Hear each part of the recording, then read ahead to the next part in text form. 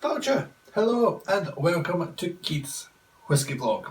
Whisky Tour Guide Keith, doing his thing, drinking whisky, telling you about it. A little bit more than that really, obviously I'm going to tell you a bit more about the distilleries, little anecdotes here and there. Obviously if you like this video, check out some of my other videos on YouTube. I'll be referencing some of them on the way through, or follow me on Instagram at Whisky Tour Guide Keith, all one word. A little bit more sort of tour guidey stuff, the odd little whisky thing thrown in. Purpose of this video, we are going to do a little whisky tasting review for you. What are we going to be tasting? Well, it might be this little bottle that is sitting on my table. I purchased this bottle on my maiden voyage to the Isle of Jura. Jura is an island that sits just between Islay and the mainland. And I was fortunate to be there on my birthday.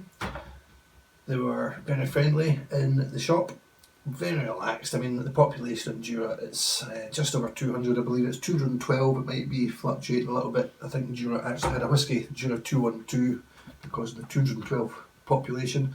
I believe there's around about 5,000 deer on Jura, so the people are a little bit outnumbered if the deer ever click on that they could actually take over. The name itself, Jura, I think it originally comes from the Norse for deer. It then sort of got pushed, taken over into Gaelic, and then that's the name that we call it in English now. You'll often see sort of Gaelic place names, Duirish, D-U-I-R, that's the sort of the Gaelic version, Duirish, Deer Peninsula, Deer Point, that sort of thing. So, the Isle of Jura, the island of deer, I suppose you could translate it as. As I say, it sits between Islay and the mainland. So this is Scotland, the mainland. This is the wonderful island of Islay over here. And Jura, I think I mentioned, it's about 7 miles wide, about 30 miles long. You've got the Corryvreckan Whirlpool just off the north of the Isle of Jura. Ardbeg Corryvreckan, that's what that's named after. It's the way that the tides sort of swirl around the island, create this whirlpool. There is one road on Jura.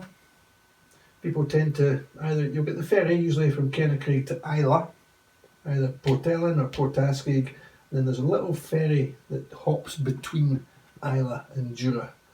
You'll see the photos on the screen at the moment. That's the ferry that we got across. So most people to get to Jura will go to Islay first. You can fly to Islay. You get the ferry from Islay across to Jura. Then you follow the one road. They've got one pub, they've got one distillery, so it's all you really need, I suppose, with 200 people, and one distillery is more than adequate. The distillery was first opened in 1810, I think it says so on the bottle here. Yep, established 1810. It's gone through ups and downs. It was sort of fell into disrepair. It was reopened around about 1884, I think it was. Then it fell into disrepair again, 1900s. Around about the 1950s, it was sort of modernised, rebuilt, and they've got a nice sort of working distillery there now. So yeah, so do what I do, being a tour guide. The favourite tour that I do is the Islay Whisky Tour. It's a 4-day tour, the way that my company does it is sort of standard. Day one is all about getting across from Edinburgh in the east of Scotland, all the way across. We get the ferry across in the evening. 2 days on Islay, go around all the distilleries. Day 4, ferry back to the mainland, back across to Edinburgh. And Jura is not included. I have campaigned, I've suggested, I've politely put forward that we should visit Jura, we should have a 5-day tour or something, but for whatever reason, we've not been able to incorporate Jura into the tour that we do. I don't know, half a mile from Islay to Jura, so you can always see it, it's within touching distance, and it's been one of these so near and yet so far places for so long. So in the summer of 2021, I packed up the car, threw the wife in the back, I threw the dog in the back, and we set off to the wonderful whisky island of Islay. And part of that trip was to visit Jura. We got the ferry across from Portaskeg. I did a little whisky review in the hotel in Portaskeg. Check it out. One of the Portaskeg whiskies. Across to Jura, along to Craighouse, the main settlement on Jura. That's where the pub is. The one road goes right through the middle. And obviously you have the distillery there as well. Popped into the distillery, had a little chat. Mentioned it was my birthday, as you do. And the lady was very nice. She gave me a little sample. And we did a tasting review of the little sort of whisky that she gave us just outside the distillery. Why not use the distillery as a backdrop?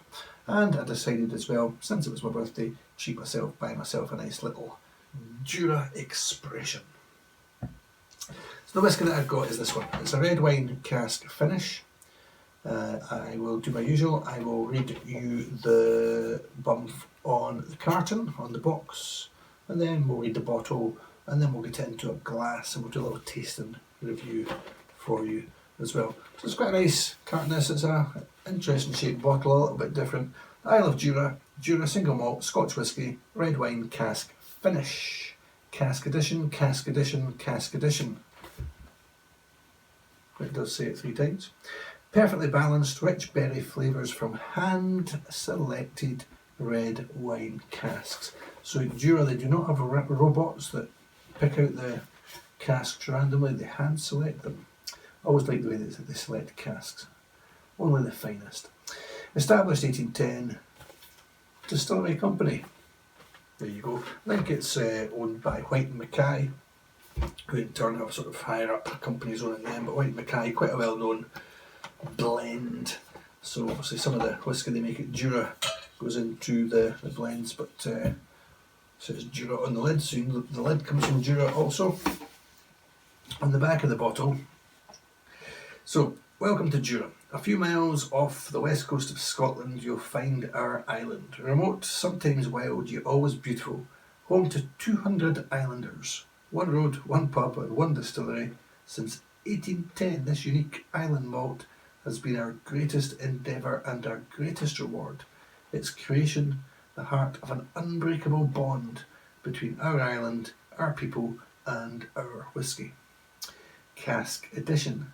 Today we celebrate this connection between the land and the spirit with our unique cask editions, bringing the distinctive regional flavours of selected European wine casks to our island malt. This unique red wine cask edition continues to explore the world of cask finishes in ever more innovative ways.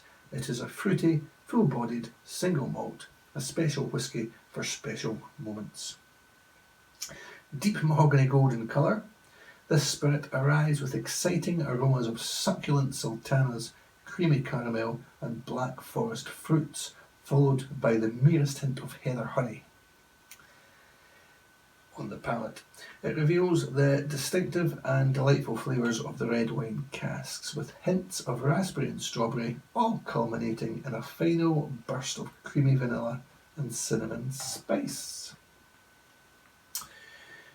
Distilled, aged and bottled in Scotland, 40%, so it's right on the cusp of qualifying, so it's not going to be too zippy in and around the mouth. I'm a little bit worried actually. They've got, didn't quite see it with the lights here, but they've got a little map on the back, and Isla's not on the map. Isla's disappeared. You've got Jura. Isla should be here. Scotland's there. Mull's there. Iona's there. Collinssay's there, but there's no Isla. It's a little bit of a snub for the Iliach. Anyway, here we go. So I've been into this. I've opened it. I've had some out of it. A little while. It's in the summer. Not long after I bought it. Established 1810 Scotland. So nice. You can grab this bottle. You can carry it about. Shake it at people. Let's see if it says anything different. Perfectly balanced, rich berry flavours from hand-selected red wine casks. Maturation, American white oak ex-bourbon barrels. Cask finish, red wine casks. So it doesn't say how long it's been in the red wine casks. It's not got an age statement either. But obviously it's got a decent colour in it, so it's not going to be too young, and it's been in the red wine casks long enough to give it a decent colour. Now another thing, when you do visit a distillery, buy a bottle, you've got to treat yourself to a little whisky glass as well. It's a nice little stem glass here. It made it back from Jura.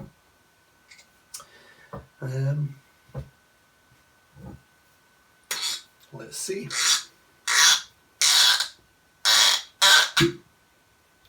Nice pop. Nice little colour on the cork there as well. That's better. Yeah, really nice chunky bottle. Again, it shouldn't really make a difference, but I think the way that things are packaged, presented, a good bit of meatiness. It's no shrinking violet, the Jura packaging, the Jura bottle. Right. So it said something about the mahogany, deep mahogany gold in colour. It's definitely gold. Talking about the deep mahogany, maybe a little bit more in the bottle. Got a sort of yellowness to it. So yeah, so on the nose you've got the initial sort of the fruitiness. The red berries, they're talking about the strawberries, they're more raspberry, I would say.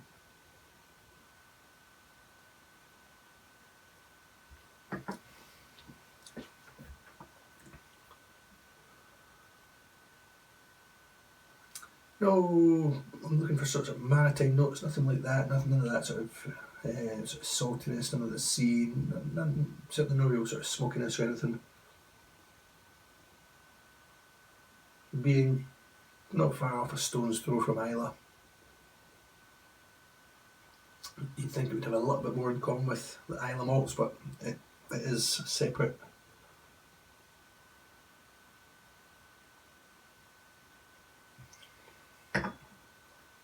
So yeah, it's nothing too complex. So non-age statement, 40%, so it is at the later end of things.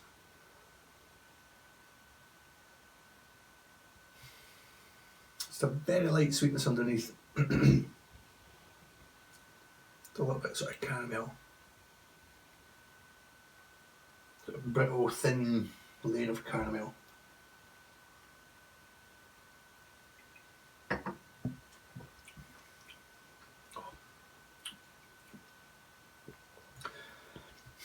I don't know how I would describe that.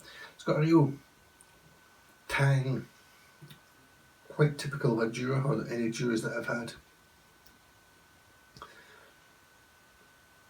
Bit of a zing.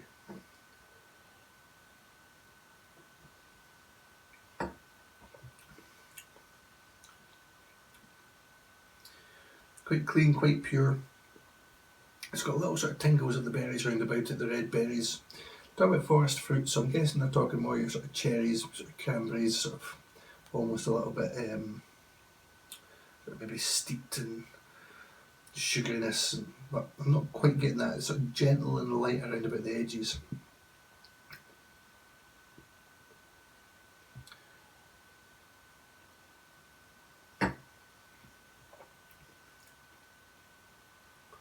It's very drinkable. I wouldn't say I love it. I could continue drinking it quite happily, quite quickly, quite easily. It's an easy drinker. It's lacking just a full, it's lacking the love, it's lacking the embrace. It's fine, but you don't want to damn with faint praise. I don't not like it, I do like it, I don't love it. I think it mentioned maybe sort of cinnamon spices, not really getting much spiciness. It's very light, not getting any heat, so that 40%, as I say, quite light, quite drinkable. Little berry bursts, nothing too much going on, light, inoffensive, drinkable. That's what I would say about this one.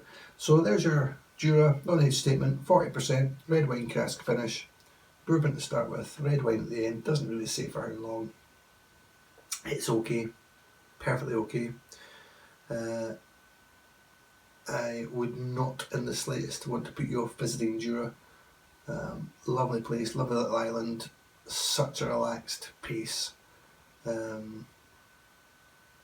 I mean, when the ferry goes over and 15 people land, that's as busy as it gets. So beautiful, idyllic, off the grid, chilled. If you get the chance, definitely go. I will seek out and taste for you some more Juras in future. But if you're looking for this one, what else would you maybe go for? The Bunnahabhain 12 over in Islay, that's non-peated malt, so there you go, in the same region. Another Jura, go for your, I don't know, they've got a couple of non-age statements, but maybe go for the 10-year-old, the Jura 10.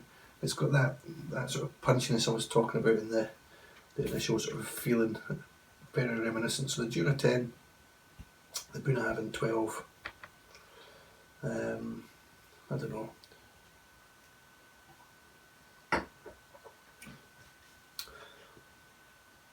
It reminds me a little bit as well of the Auchentoshan 3 wood. Anything from Auchentoshan or the core range, but the Auchentoshan 3 wood. So there's your three to, if you can't get this or you're looking for something similar, Jura 10, Bunnahabhain 12, Auchentoshan 3 wood. Hopefully you found this useful, hopefully you enjoyed it.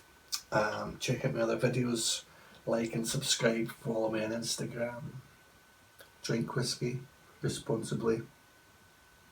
Thanks for watching. Slán